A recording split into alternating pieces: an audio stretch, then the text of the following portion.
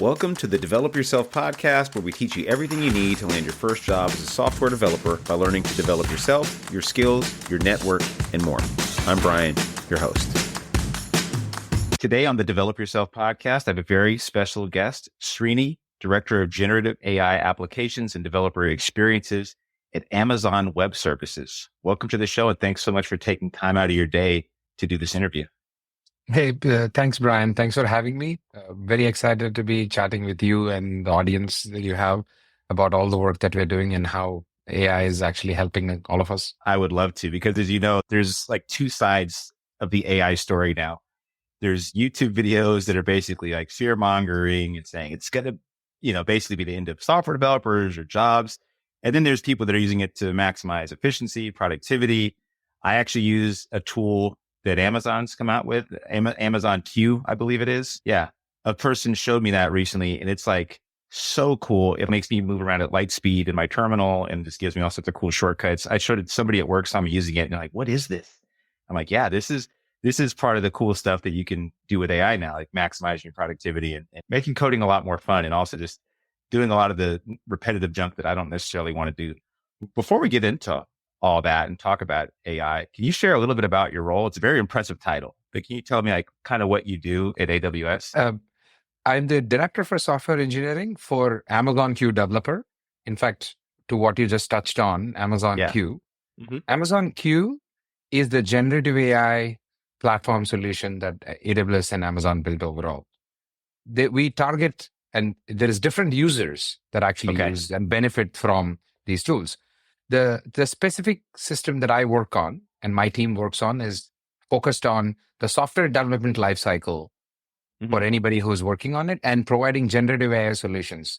So Amazon Q Developer is the most capable generative AI assistant out there that helps software developers, DevOps, IT professionals throughout their software development lifecycle.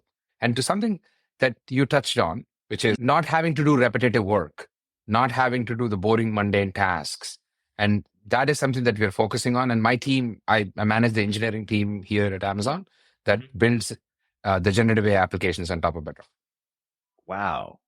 This is really cool. I did not know you actually were directly related to this change. I knew you were somehow involved, but that is really cool. It's one of the best tools I've used. And I'm not just saying that because you're on the show. It's been like a really cool tool to use, because there's so many things like Copilot for working within like Visual Studio Code and things like that. But this one specifically, with just knowing like immediately, it was so intuitive when I'm flying around my terminal, what to use. That was the real cool thing for me. I'm curious, how has it changed your personal workflow? You're a leader in a major company, one of the top tech organizations in the world. There is two pieces, and I'll touch on why some of the feedback that you've just given me is something that we're hearing a lot of the customers tell us as well. Something very natural that has been coming to us is figuring out what sort of areas that we can actually help developers, software professionals, business professionals, where we can add value. So the mantra that we had is find where the developer is and go help in that particular solution. So for example, Amazon Developer right now, it generates really highly accurate code. It can generate tests. It can scan your code. It is an AWS expert in terms of actually answering some questions. You can chat with Amazon Q Developer as well. So what we did was we said, let's not just put it in one place. Let's go figure out where the developers are. The developers use in their daily life, some of them are coding, some of them are reading, some of them are managing cloud operations. Some of them are in the CLI, just like how command line interface that you're talking about. Some use VS Code, some use JetBrains, some are in SageMaker. So what we are doing and what we have been doing is bringing the generative AI solutions to each of these modalities, each of these layers. And there are different reasons why we go to each of these. Right? When you're in the CLI, you're probably managing a bunch of resources. You're doing some Git management. When you're in the AWS Management Console, you're operating on the cloud resources that we have. If you're in the IDE, you're coding, testing. In fact, if you're in GitLab, something else that Amazon Q Developer is integrated in, it's almost like a DevOps CI/CD pipeline that you have set up, which means you're going there for a different reason. And so what we have done is bring Amazon Q Developer into each of these workflows for you. And that is something that we're constantly iterating on as well. Now, tying it back to how this helped me personally, there is two folds. Me as the manager of the engineering team that is, helping the team bring together all these solutions, we are dogfooding ourselves. So we internally use Amazon uses Amazon Q Developer. Nice. In fact, the team that we are on, the developers who are building these systems and applications are providing feedback and learning from what it is and taking the benefit out of the tool out themselves. In fact, Very cool. some of Amazon Q Developer has been built by Amazon Q Developer itself. Like that's how we write tests. That's how we write documents. Yeah. That's how we update the documents. That's how code reviews happen. And so it is actually helping the team get productive. And I'll touch on something that you talked about. Sure. As an example, Amazon Q Developer has a feature for software upgrades. We can do Java upgrades. There is .NET migration, mainframe migrations, and VMware migrations. All of this is part of Q Developer as well. Within Amazon, we used Q Developer to transform and upgrade 30,000 production applications from old version of Java to the newer version of Java. And we Wow. deployed them. This is production applications. Impressive. Now, and that saved us close to 4,500 years and $260 million a year because of performance improvements and the cost savings as well. Did you just say 4,500 years? Yes. If you 30,000 production applications that got migrated, in the traditional old way, what would happen is we would, I as a manager, as DM, would assign a team and would spend months to be able to do this. And we go through the whole exercise. Generative AI with the systems that we have, Amazon Q Developer, was able to fast track this, be able to do this faster. It's it. Yeah. So what that helps me as the, as you asked the question of how is it helping the manager here, it is helping the team get productive, get there faster so that we can actually bring valuable services and features to the customers who would really want to be upgrading software or writing. Right. I'm like writing who loves upgrades. Correct. I'm like writing tests is important, but at the same time, ideally, I would want to get creative. And I think all the time that is saved in being and doing these mundane tasks, like I have a doc file that I have to go. I have a markdown file with documents.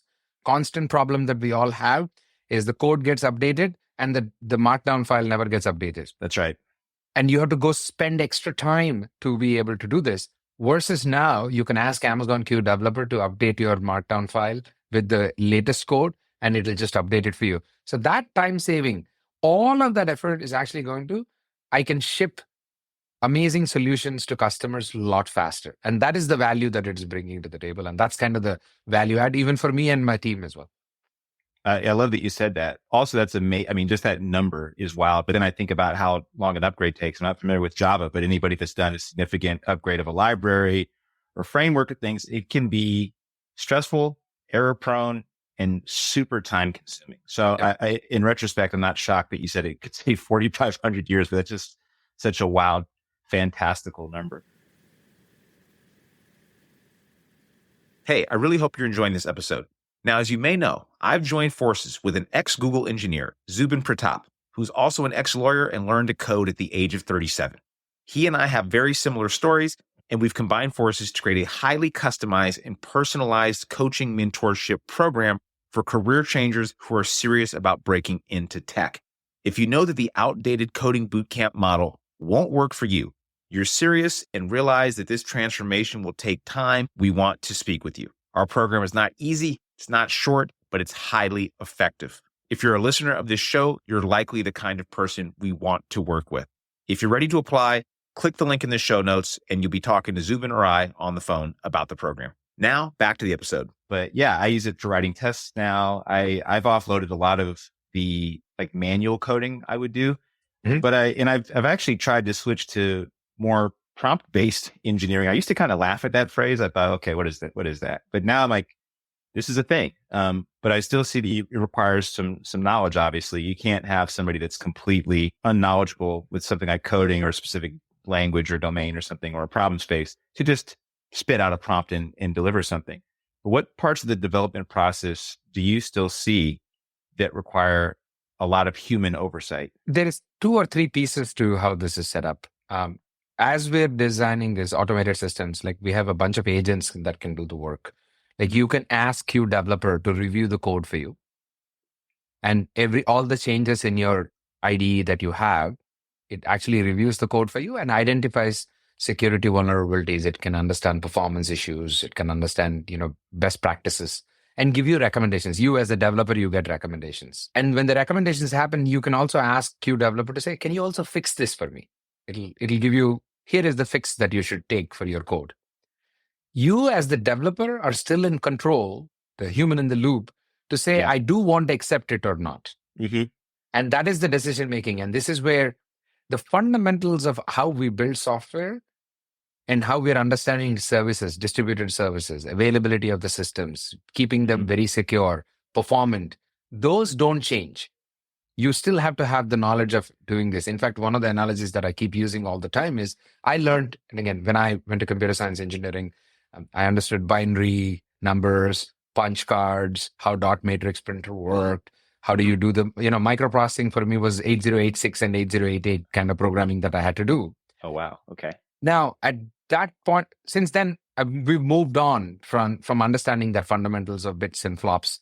But the code doesn't really change. I still have to understand the logic around all of this. Now, what we are up-leveling it by bringing in the creativity aspects of it. How do you communicate? Not just with your peer, but how do you communicate with a system that is also intelligent right now to be able to, and that comes back to your prompt engineering that you're talking about. Yeah. It's not just prompting, you're having a conversation. Like one of the other examples I have is in Q Developer, there is a software agent where through a natural language command, you can say something in English and say, ask Q Developer to perform a task.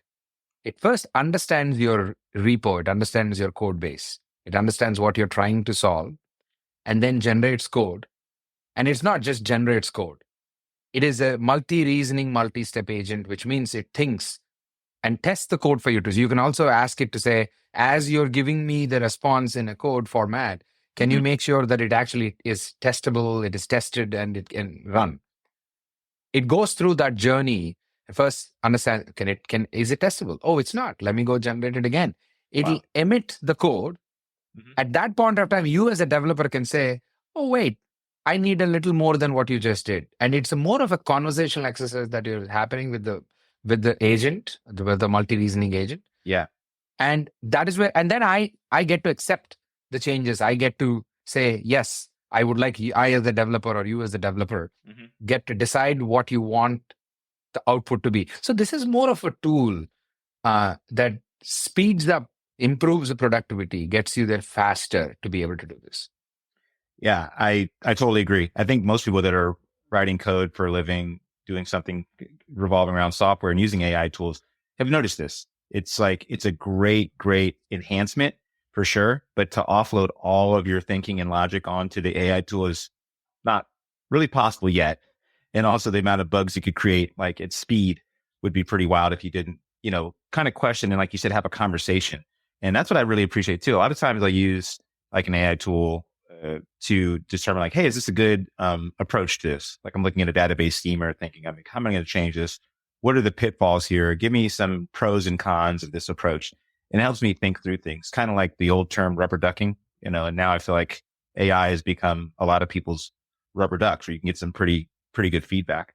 I'm also learning how little I'm using Q. I've been using it pretty much strictly for my command line, and it's been amazing for that. I need to use a lot more of this. You're schooling me on a lot of the things that I'm missing out on here. I'll touch on something that you just mentioned where it generates a lot of things. You have to be very careful about what it generates and how you're entering. This is where what Amazon is doing is something that is in our DNA consistently. We have done this for a while. The availability of the service, responsible AI is something that a lot of people talk about. As an example, we have a feature called reference tracker. What it does is when code is generated, if the code that is generated is a match or is similar to some code out there in the public repos, we attribute to the author and to the source. And you as the consumer can choose to use it or not use it. Because you could say, hey, I don't like this code snippet that I received, or I don't like the license that is used in here that I want to be able to do that. So that is the responsible AI piece that we bring to the table. That's That's something that very we, cool. yeah. I've never actually heard of anybody. That's a really amazing thing, because I'm sure, one, you can avoid maybe potential legal issues, but also can help you explore your curiosity. Maybe you find something like, oh, it's here, and you can go explore further that particular person or organization that created the code you're using. That's really cool. That's for us, like the guardrails that we have in place. On top of the generative AI piece itself is something that is very important and something that we prioritize consistently for developers, because there is a lot of intellectual property that goes in when you're working with, applications and code and stuff like that. That's one. The Yeah. second, the second is the program analysis and the automated reasoning layers that we're bringing on top of artificial intelligence too. To your, like, one of the things that we announced at reInvent last time is mathematical correctness of the output. So Mm. this goes beyond AI, where is the output correct? If it is performant enough. And this is where some of the skills and the capabilities that the code review features for Q Developer has come into picture. Is it goes beyond just the AI aspects of it. And what I broadly call the scaffolding in my Mm-hmm. head, when I say scaffolding, this is the smarts, the 20, 30 decades and decades of experience that AWS and Amazon has over software building, bringing that program analysis and automated reasoning into the applications for developers to use Q Developer as well. Very smart. Also, I just thought of this too, because so many developers, I forget, you probably know this, like the market share that AWS has, pretty much everybody uses AWS. So having a tool that's, I can only assume, must be intimately familiar with like all AWS courts and knowledge and things like that, having it integrated. So when you're doing things like creating, I don't know, a YAML file or deploying a Lambda or setting up some sort of infrastructure as code, you can probably get really, really good feedback on what you're doing in there. Hey, I hope you're enjoying this episode, and if you're interested in becoming a software developer, learning how to build complex software, and actually get hired, join me at Parsity.io. If you're serious about joining, just schedule a call with me by clicking the link in the show notes below. Yeah, in fact, the other flip completely. If you are using AWS, one of the things that any developer, you get paged if something is an alarm. That's First right. thing you do is you go look at your logs. In this case, let's say CloudWatch logs. Mm-hmm. You go look at the CloudWatch logs. You run a bunch of queries, and then you say, somebody with some expertise of the system and the infrastructure will understand the CloudWatch log, decipher them, and go back to fixing. What we did do is we brought Q Developer there as well. Oh, real nice. What Q Developer can now do is it goes through your CloudWatch logs, and when the alarm goes off, it actually says, here is potentially what is going on. And if there is a runbooks associated, it can actually tell you what the mitigation steps are as well, which saves so much time. Oh, yeah. Both from fixing the issue and also getting somebody onboarded as well. Oh man, that's really good, because everybody's had this experience. I'm like, I've done more front end stuff, more web dev stuff. So sometimes I've launched like something simple like a Lambda, and I'm like, what is wrong? I'm looking through the logs and trying to decipher things. Having a tool like that is really good. This is super cool. I'm now, which kind of leads me to what I think a lot of people are hearing. There's a lot of people that listen to this show, and they're earlier in their career. They're pretty early, and they hear this stuff and they're like, well, what am I going to do? So I'm just curious, like, what do you see? What is your advice for new developers that are coming up, and how do you see AI potentially impacting their careers?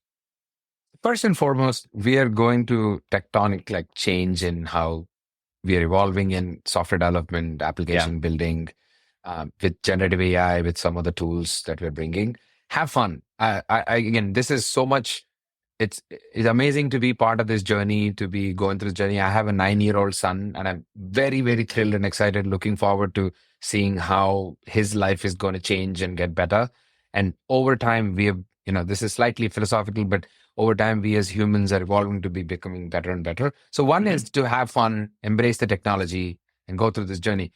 The second, which is probably a little more relevant, is these are powerful tools. Adapt to your needs. Yeah. If you are if you're a doc writer, or if you are, there is something called Q Business in a service that we have, where enterprises can pull in all their enterprise data and start asking questions. Internally, we use Q Business as well, Hmm. where I actually don't search anymore, but ask Q Business and Q gives me that information.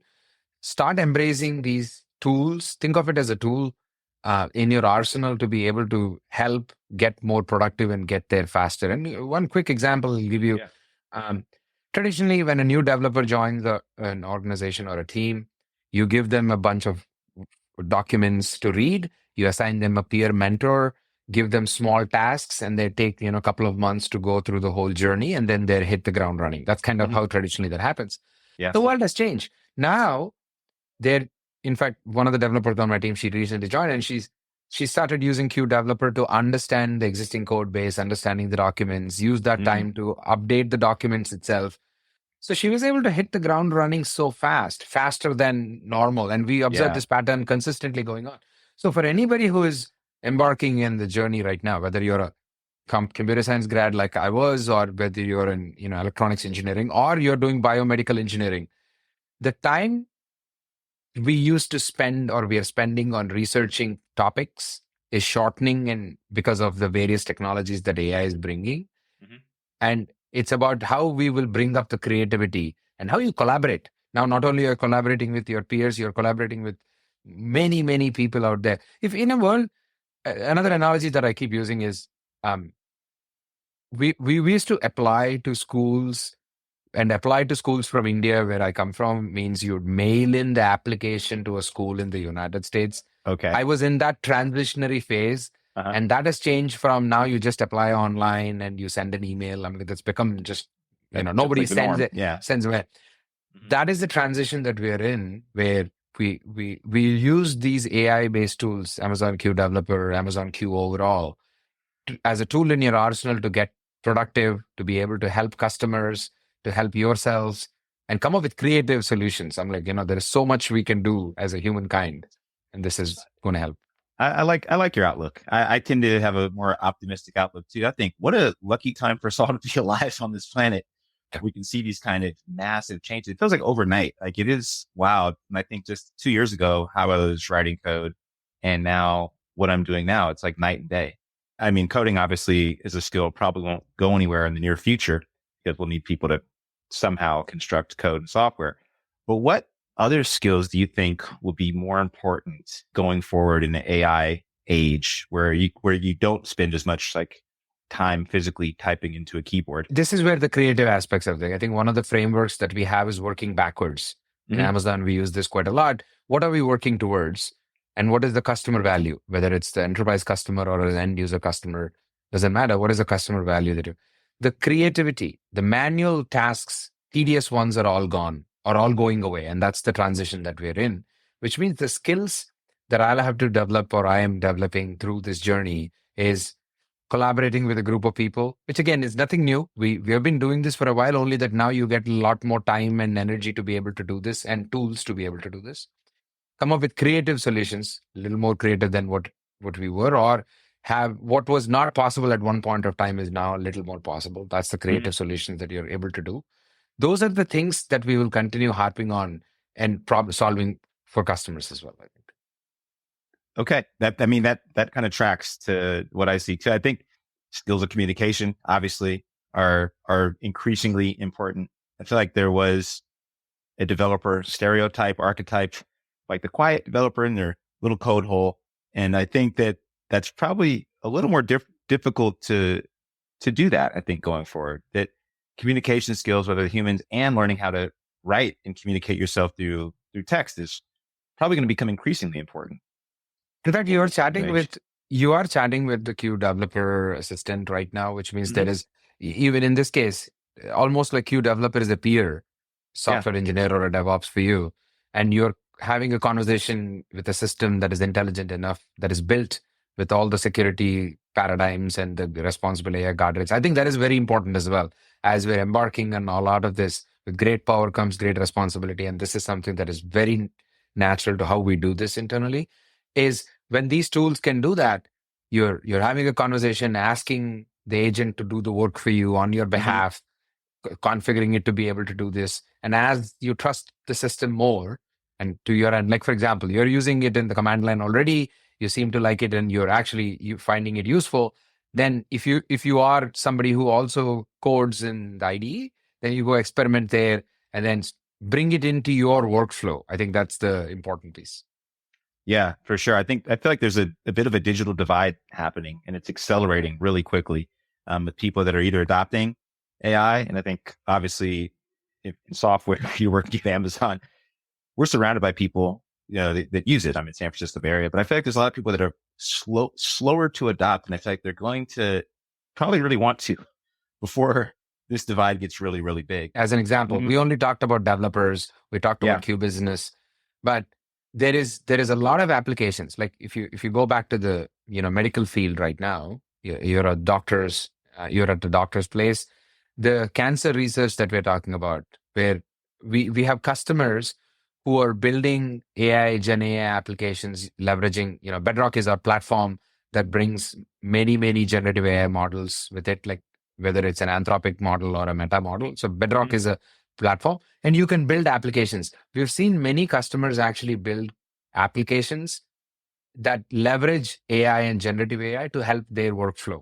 So if you're a doctor or you're a nurse, which in theory you could say they have nothing to do with the computer science piece of the puzzle, but they're leveraging the benefits out of this too. The research, in fact, the research time for you to be able to understand all the data is getting there. So as this technology becomes ubiquitous and it is available everywhere. Right now, Q Developer is a developer tool. So I, as a software engineer, am more probably paying attention to it. Yeah, right. But as it goes through, my 9-year-old son has a bunch of software tools that he's using. When we bring in some AI skills in there, what is happening, and this goes back to the tenet that I talked about, is we want to bring these applications to where people are.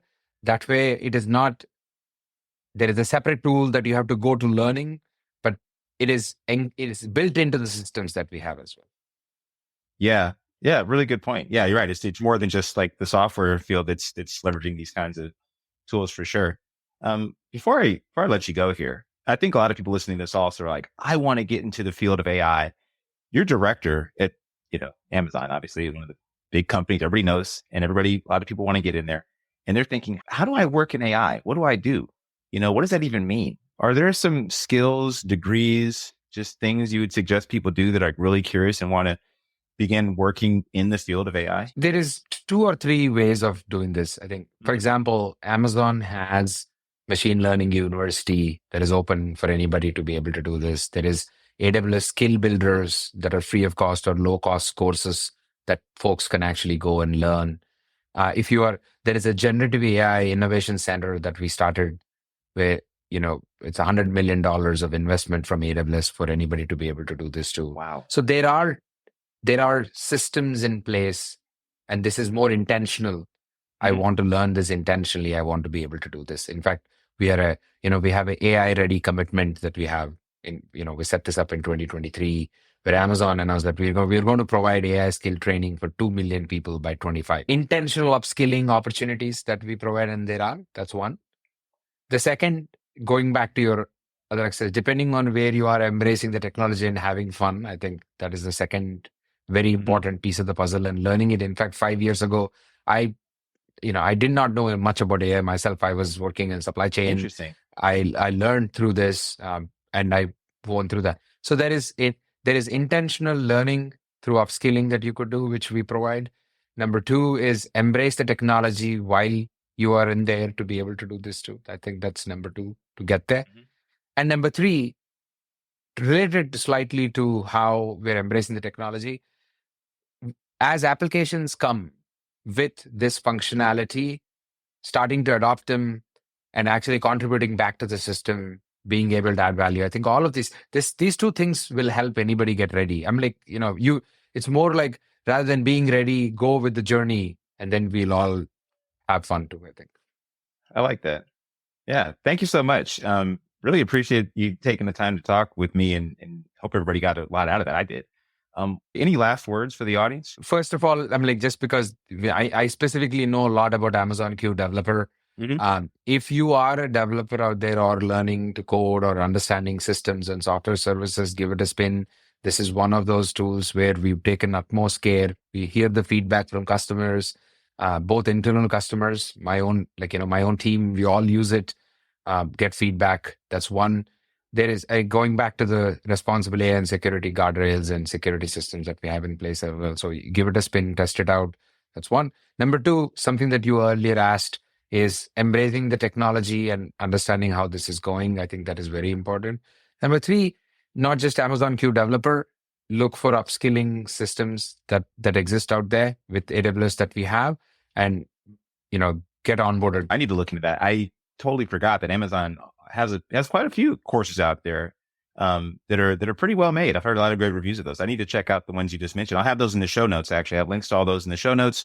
And what about you? Are you active online? Is there anywhere people can find you? I am on LinkedIn, of course. Okay. I am that way active with, what we are also doing is, because the world is changing so fast, we're updating the service Q Developer on a constant basis.